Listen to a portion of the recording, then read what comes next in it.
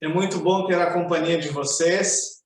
E nesse momento, né, nós teremos agora um testemunho, né, querida? Queremos chamar, então, a Lige, né, e o Giovanni, né? Da onde que eles são? Santa Catarina, né, querida? Pode te apresentar, por favor. Abre o teu áudio. Isso. Então, boa noite. Boa noite. Boa noite. Nós somos aqui do sul de Santa Catarina, bem pertinho da divisa com o Rio Grande. A cidade é Ermo. 40 minutos. Eu sou a Ligiane, mas todo mundo me chama de Lige, e esse é o Giovanni, meu marido. Prazer. É muito bom ter a companhia de vocês, né? Amém. Então, nesse momento, nós vamos dar a oportunidade para vocês contarem as bênçãos para nós aí. Deus abençoe vocês nesse momento. Amém. Amém. Então, eu e o Giovanni, a gente começou a namorar, nós éramos bem novinhos, e a gente namorou durante 10 anos. Quase 11. A gente namorou 5 anos, daí noivamos, ficamos noivo mais 5 anos, e casamos em setembro de 2007.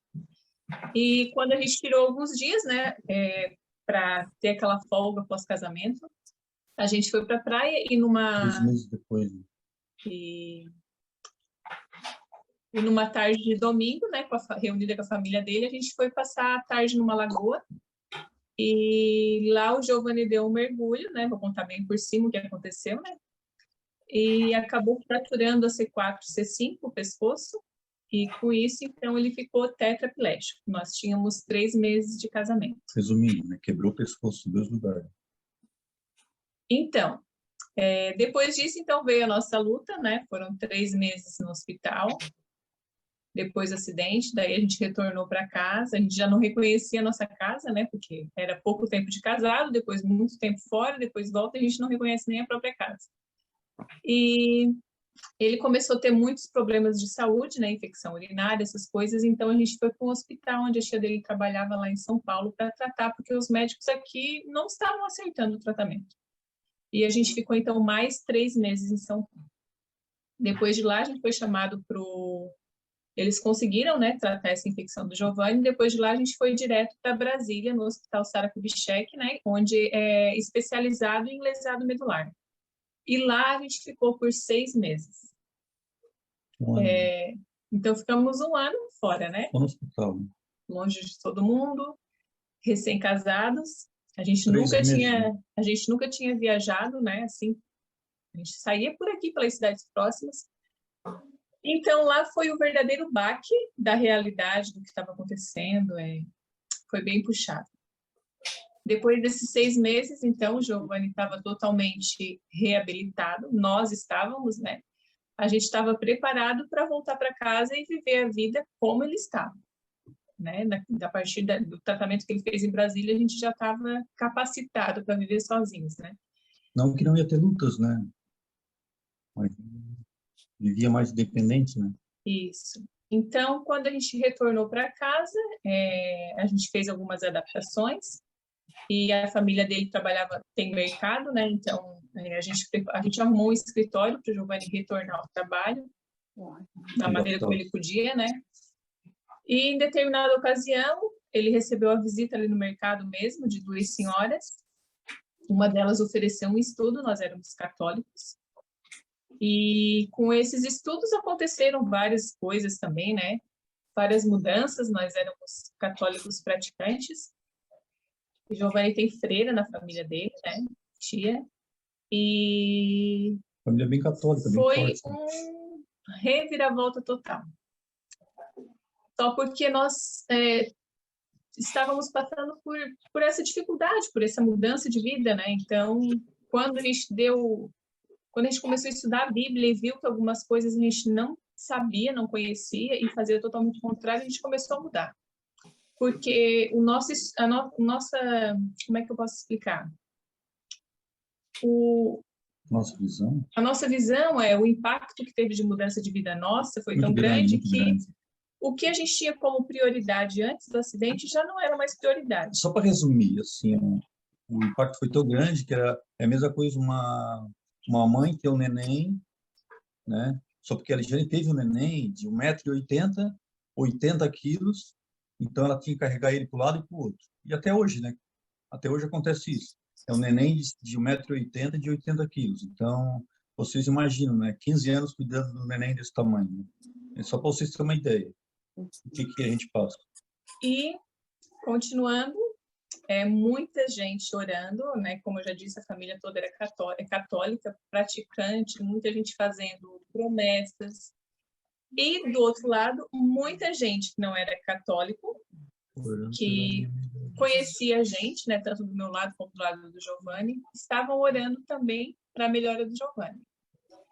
E com essas orações todas, a gente sabe que Deus ouve todas as orações, né? Mas Ele atende conforme a vontade e a necessidade dele, para o bem dele e para realizar o propósito que Ele tem na vida de todo mundo. Giovanni não foi curado fisicamente. E assim, a gente sabe que muitas pessoas oraram por isso. A gente orou muito por isso. Amigos adventistas. E não vou dizer que a gente orou, né? A gente ora ainda por isso, porque a gente acredita num Deus que abriu o Mar Vermelho, num Deus que livrou Daniel, né? Num Deus que fez cair maná do céu. A gente acredita que para Deus é só Ele falar e tudo acontece. Mas é da vontade dele. Né? Mas é da vontade dele. E a gente recebia muitos elogios também. Eu lembro que a primeira coisa que o meu pai falou quando a gente voltou desse quase um ano fora, né? Ele me deu os parabéns. E assim, não só ele, mas muita gente. Porque viam na gente uma força que ninguém conhecia, nem a gente mesmo. E a gente sabe que essa força não é da gente, porque a gente não tem força para isso. A força vem de Deus. Porque, apesar de todas as dificuldades e limitações que a gente passa, a gente também enfrenta os desafios que vocês, vamos dizer, comuns, pessoas normais, vamos dizer assim, né? Colocar entre aspas. A gente passa isso também, porque a gente mora junto, a gente é um casal, a gente trabalha junto, e a gente não tem o mesmo pensamento muitas vezes. Às vezes eu quero ir para um lado, o Giovanni quer ir para o outro.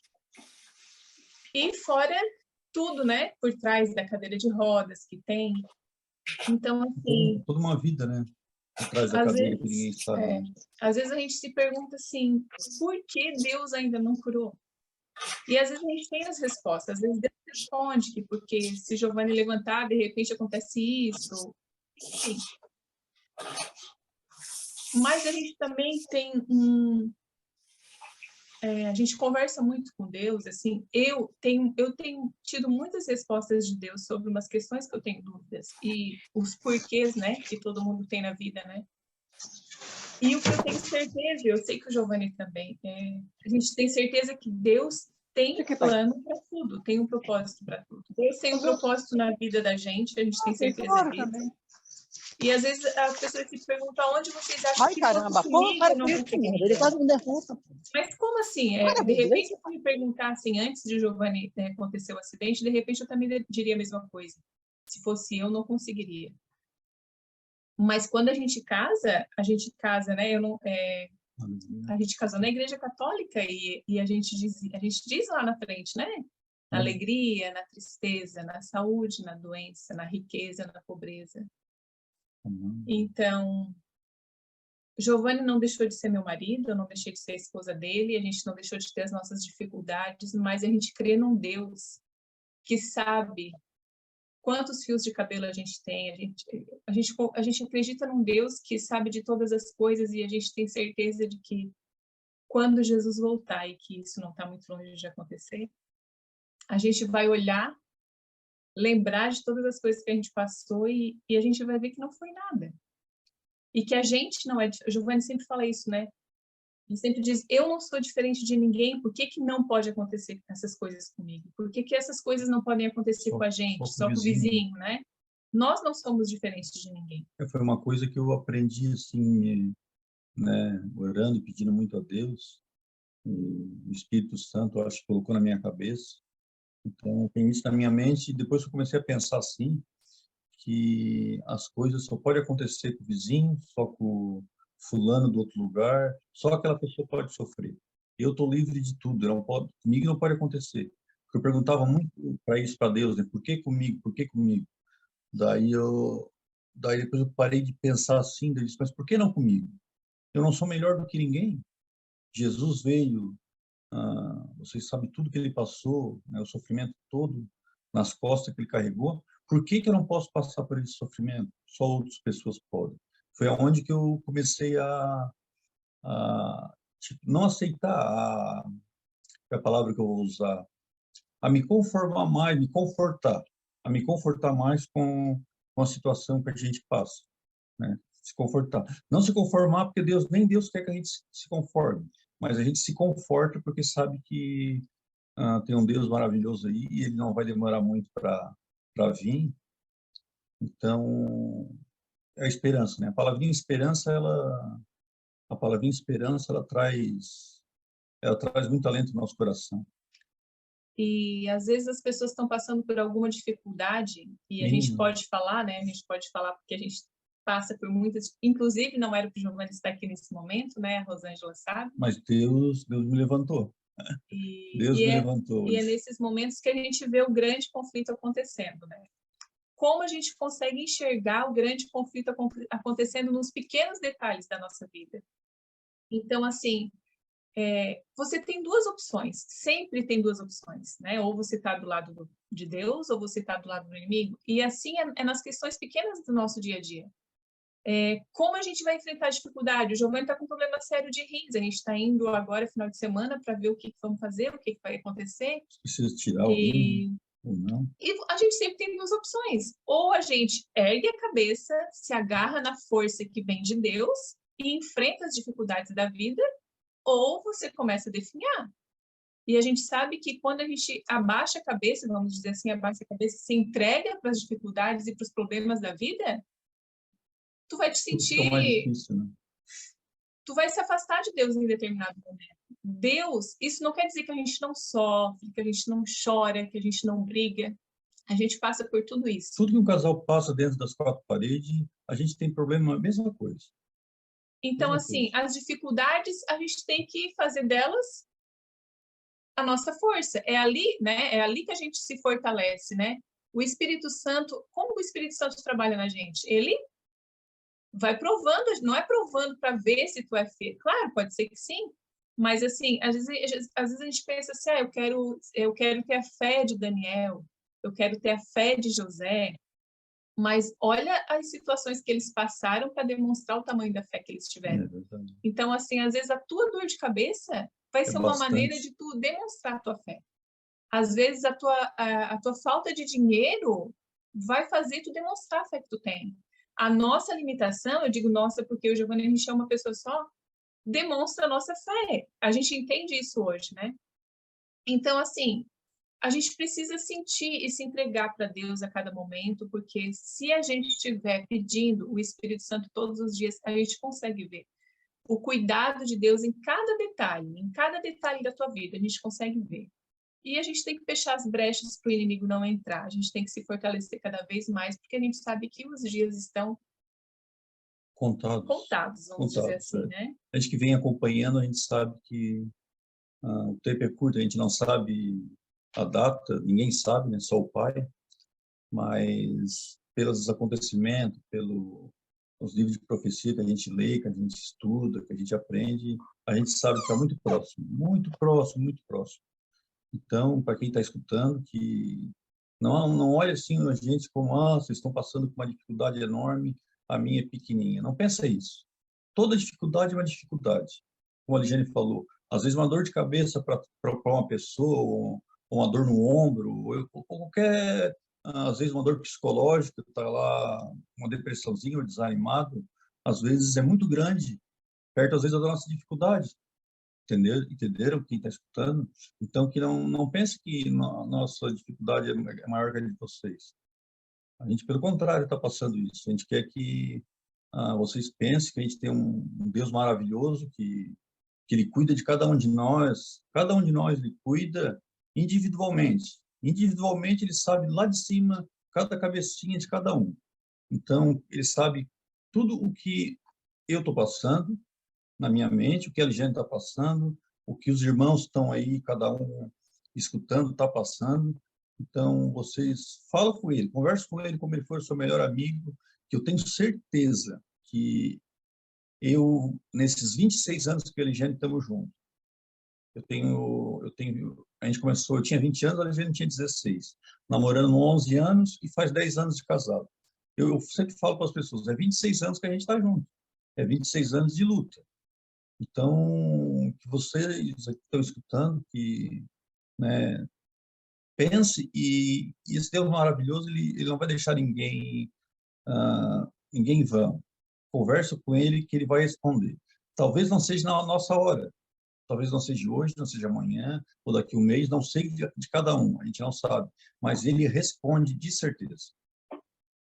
E Giovanni não teve cura física, mas teve cura espiritual, porque hoje a gente crê que está na fé verdadeira, nos caminhos certos, seguindo para aquele encontro, né, que todos nós desejamos, que é encontrar Jesus, nosso Rei dos céus. Maravilhoso.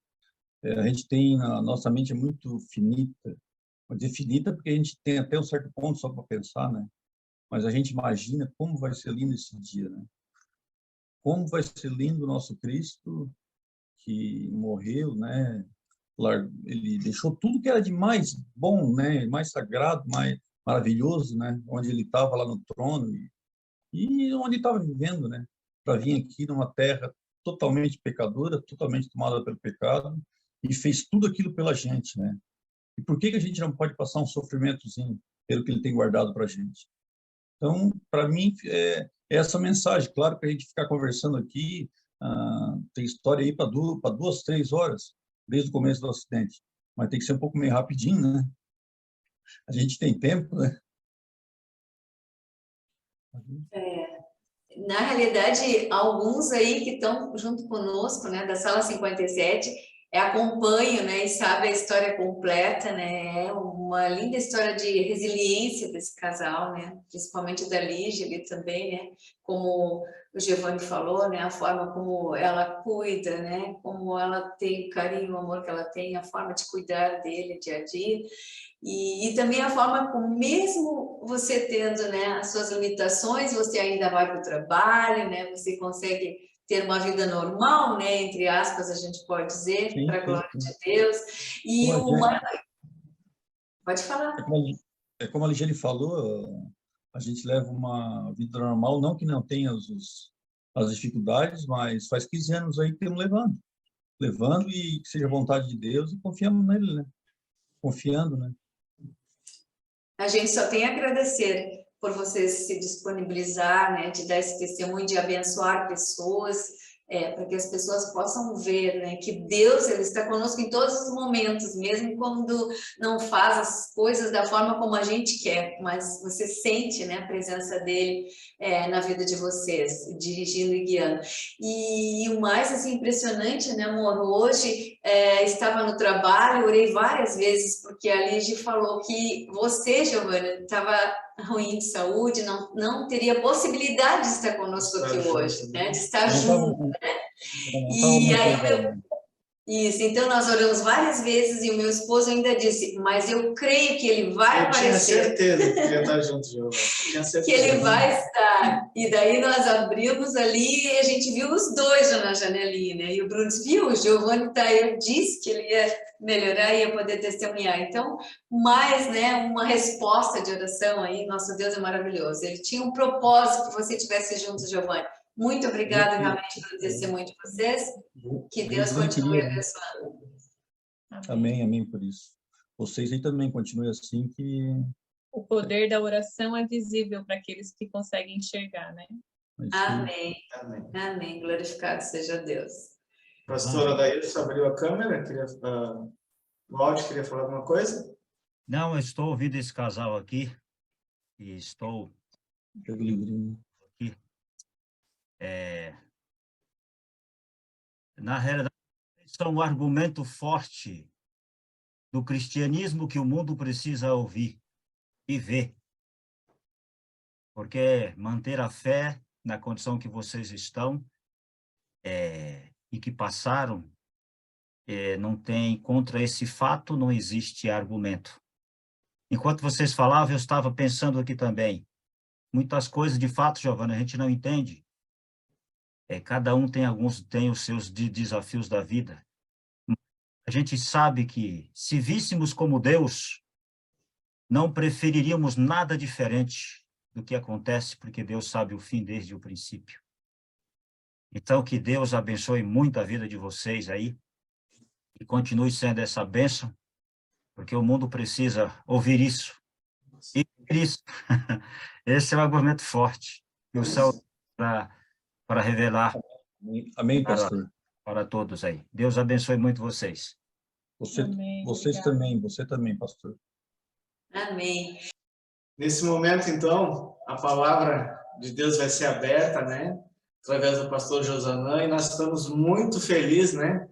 De tê-lo no nosso PG, né, querida? Verdade. Graças a Deus, Privilégio é um muito privilégio para nós, né? E eu vou deixar o pastor Adailson apresentar ele aí. Meu amigo, que maravilha ter você aqui, pastor. Mas eu vou passar para ti apresentar aí sua família, a sua função. Estava comentando com o Bruno, é muito desafiador achar uma vaga na sua agenda, eu sei disso.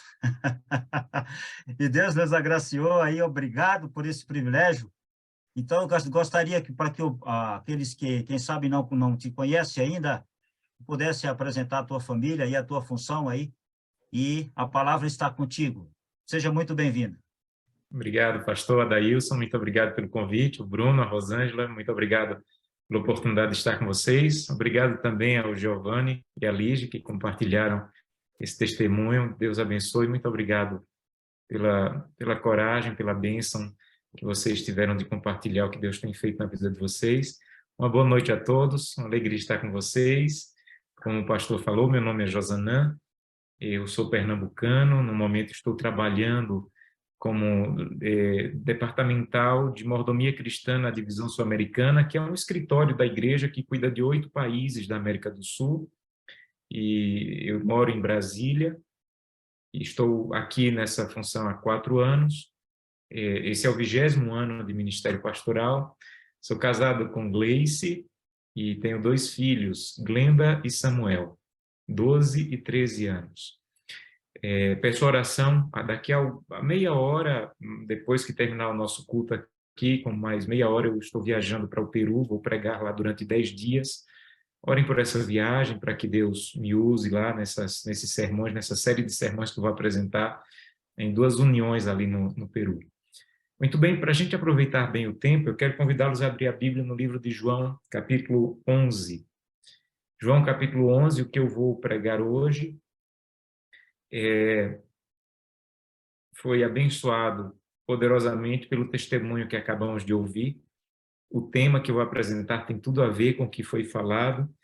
Imagina que eles apresentaram a parte viva do meu sermão. Eles são a prova viva do que a Bíblia vai apresentar agora para a nossa vida. Então, que de maneira poderosa Deus fale ao nosso coração.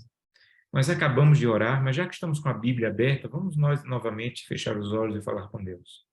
Querido Pai, muito obrigado por estar com esse grupo de pessoas, imagino que talvez alguns nem se conheçam, mas a Tua palavra uniu esse grupo, a Tua palavra fez com que eles parassem numa quinta-feira à noite para estudar a Tua palavra, louvar o Teu nome e ouvir o Teu poder e a Tua maravilha através da vida desse casal, como ouvimos há pouco. Estamos agora com a Tua palavra aberta e pedimos que de maneira clara e poderosa o Senhor fale ao nosso coração.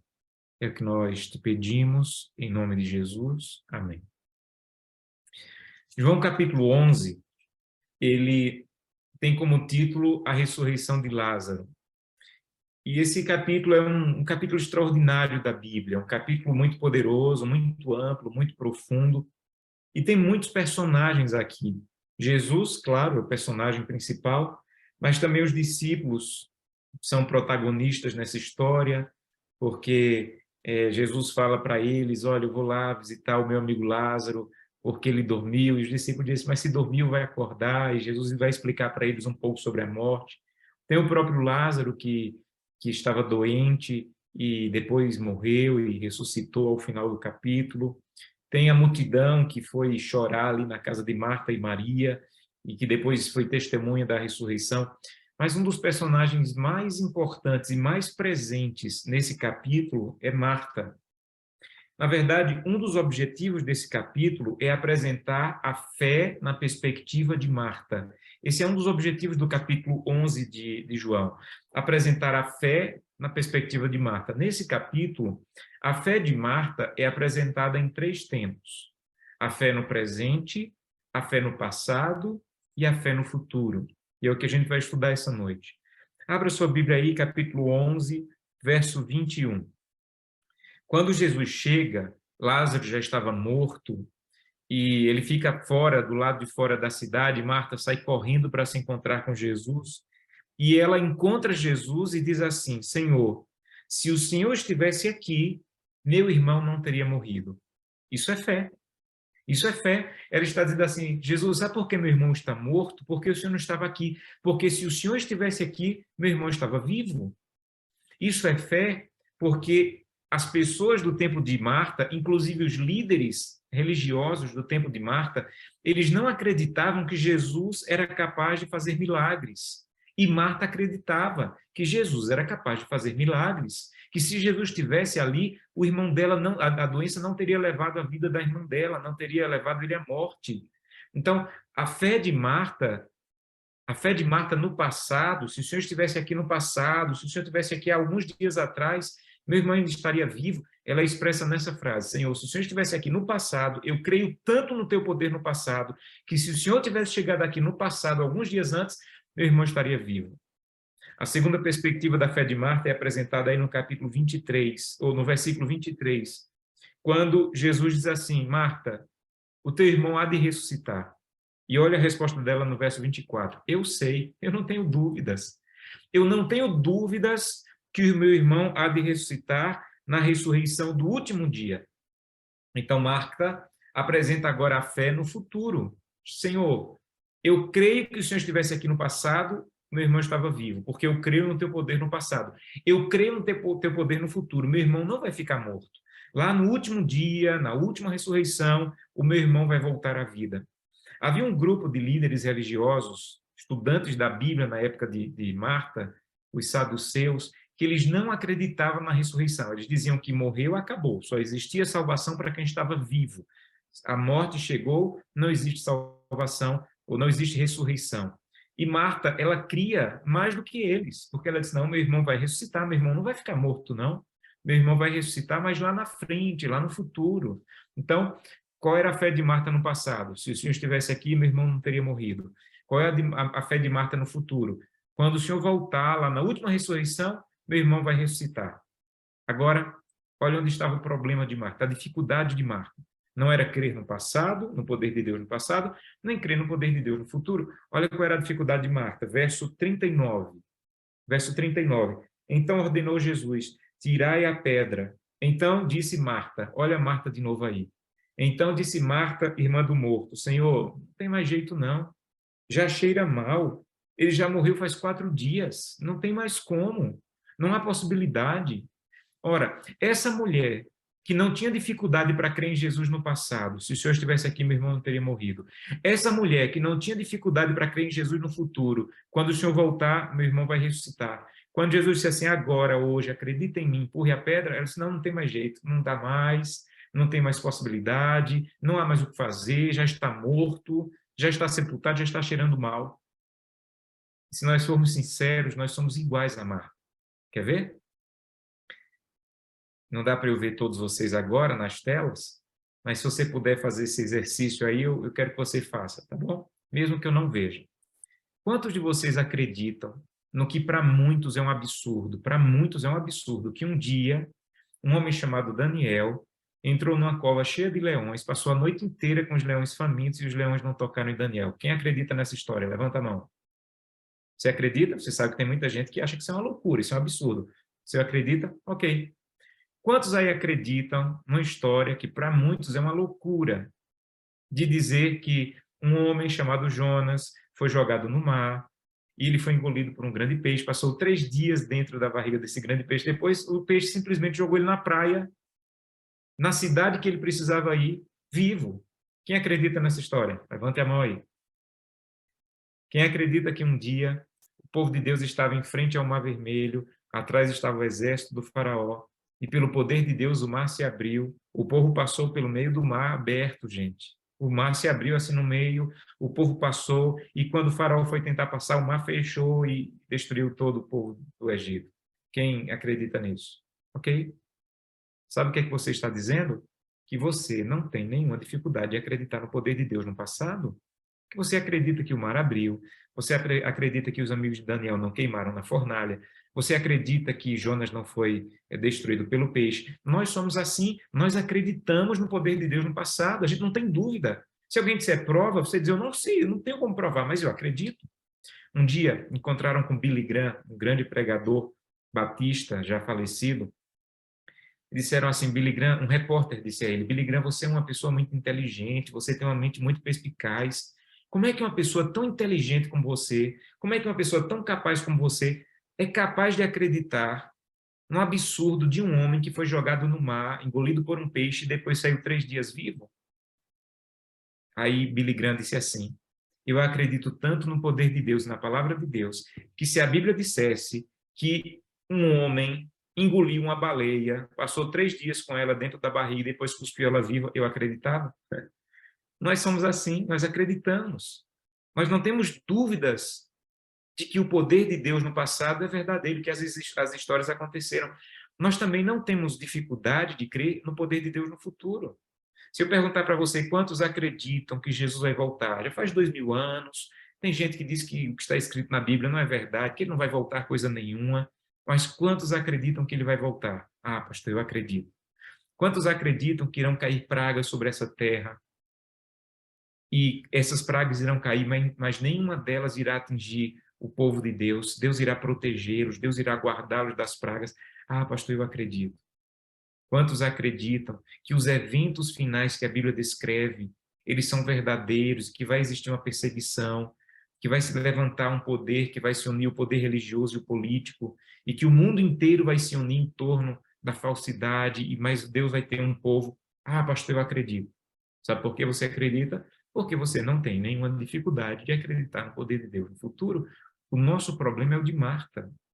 O nosso problema é quando a dificuldade é hoje, a gente diz, não tem mais jeito. Não tem mais jeito. Eu acredito que Deus não deixou Daniel morrer na cova dos leões, mas eu não acredito que hoje Deus pode fazer alguma coisa pelo meu casamento. Não tem mais jeito, já está cheirando mal. Meu casamento já estragou, já está podre. Então, acreditar que Jesus fechou a boca do leão, eu acredito. Mas acreditar que ele pode restaurar o meu casamento, não, isso eu não acredito, não tem mais jeito. Já está podre, já está cheirando mal, já faz vários dias que está morto. E o que a história de Marta quer nos ensinar hoje é que o Deus do passado e o Deus do futuro é o Deus do presente. É o Deus do presente. No mesmo trono de graça que chegou a oração de Daniel, dentro da cova dos leões, chega a sua oração por seu casamento, por seus filhos. No mesmo trono de graça que chegou a oração de Jonas, a Bíblia até relata a oração que Jonas fez dentro da barriga do peixe. No mesmo trono de graça que chegou a oração de Jonas dentro da barriga do peixe, chega a sua oração por seu emprego, por sua vida, por sua fé, para ter confiança. Porque o Deus de Daniel, o Deus de Jonas, o Deus de Moisés, é o seu Deus, ele está vivo. Essa ideia de passado, presente e futuro, ela funciona na nossa cabeça porque somos temporais. Deus não é temporal, Deus é atemporal. Então não existe poder de Deus do passado e poder de Deus do futuro. É o mesmo poder, é o mesmo Deus, é a mesma grandeza. Então, em nome de Jesus, você tem que dizer, Santo Deus, eu creio na história do passado, eu consigo acreditar nas coisas que irão acontecer no futuro, mas eu estou com medo hoje, eu estou inseguro hoje, eu estou duvidando hoje, eu não estou dormindo em paz hoje, eu estou aflito hoje, estou puxando o cabelo hoje, me ajuda a crer no seu poder hoje, me ajuda a ter a segurança de que o Deus do passado e o Deus do futuro segue vivo, é poderoso e escuta as minhas orações. Agora, quando Jesus respondeu para Marta, ele disse assim, não te disse eu, Marta, que se creres, verás a glória de Deus? Marta, eu não te falei que se você acreditar, você vai ver a glória de Deus? O que Jesus estava dizendo era, Marta, só quem vê a glória de Deus é quem acredita. Se você não acreditar, você não vai ver a glória de Deus. E acreditar, gente, não é Deus fazer o que eu quero. É isso o testemunho de hoje. Por isso o testemunho foi, para mim, tão poderoso. Acreditar não tem a ver com Deus fazer o que eu quero. Há uma citação muito bonita do Espírito de Profecia, do livro Caminho a Cristo, um livro poderosíssimo. E recomendo a você ler e reler esse livro. Mas ela diz o seguinte: dizer que a oração sempre será respondida do jeito que eu quero é presunção. Dizer que a oração sempre será respondida do jeito que eu quero é presunção. Deus é demasiadamente sábio para errar e extremamente bom para deixar de te conceder aquilo que ele sabe que é o melhor para você. Então, duas coisas que Deus é. Deus é muito sábio para errar. E Deus é muito bom para dar o que ele sabe que você precisa. Então, se não está acontecendo do jeito que você quer, não é nem porque Deus deixou de ser sábio, nem porque Deus deixou de ser bom. Deus é muito sábio para errar. Ele não se atrapalhou com você. Continue confiando, dizendo: Santo Deus, eu quero seguir confiando. Não que o que eu quero vai acontecer, mas que a tua vontade, porque o Senhor é sábio demais para errar. E o Senhor é bom demais para negar o que eu preciso. Que a tua vontade de um Deus sábio e cheio de amor é o que vai se cumprir em minha vida. Santo Deus, me ajuda a confiar como Daniel confiou. Me ajuda a confiar como os amigos de Daniel confiaram. Na verdade, o maior brilho da fidelidade aparece exatamente na crise. Olha para a Bíblia. O mais bonito da fé aparece na crise. Por exemplo, nós não fazemos ideia de quantos anos, qual a idade de Jó quando ele perdeu tudo. Não sabemos. Mas sabe o que nós sabemos? Que quando Jó possuía tudo, quando tinha filhos, quando tinha gado, nós não fazemos ideia de como era a vida dele. Sabe quando é que a vida de Jó aparece? Quando a crise chega. Porque a fidelidade, ela brilha na crise.